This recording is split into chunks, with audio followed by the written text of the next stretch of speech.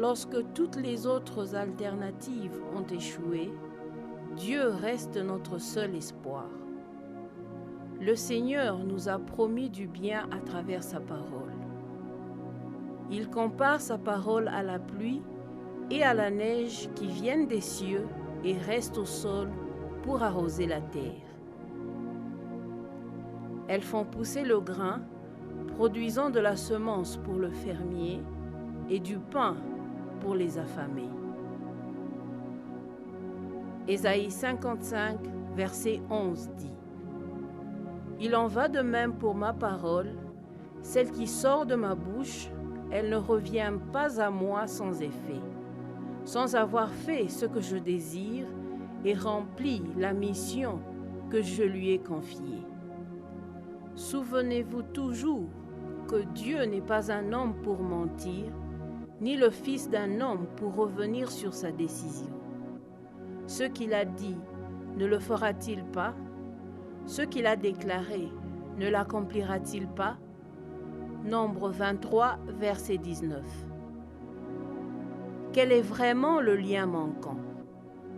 Notre incapacité à connaître ses promesses et notre incapacité à croire et à agir par la foi.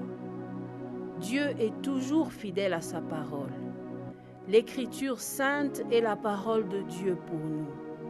Ses promesses sont incarnées dans des exemples écrits dans les temps anciens, mais toujours aussi puissants pour notre génération, car il est un Dieu éternel. Êtes-vous stérile?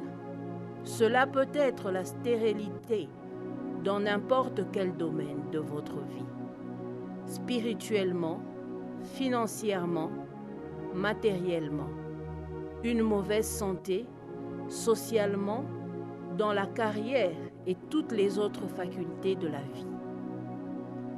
Sarah dit: Dieu m'a donné un sujet de rire et tous ceux qui l'apprendront riront de moi. Sarah disait qui aurait pu penser que Dieu ferait cela, accomplissant sa promesse malgré les conditions défavorables telles que perçues par les hommes. Notre prière aujourd'hui est de demander à Dieu de fortifier notre foi en lui.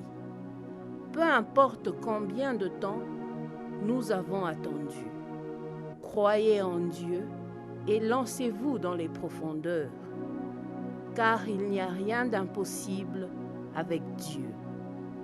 Amen.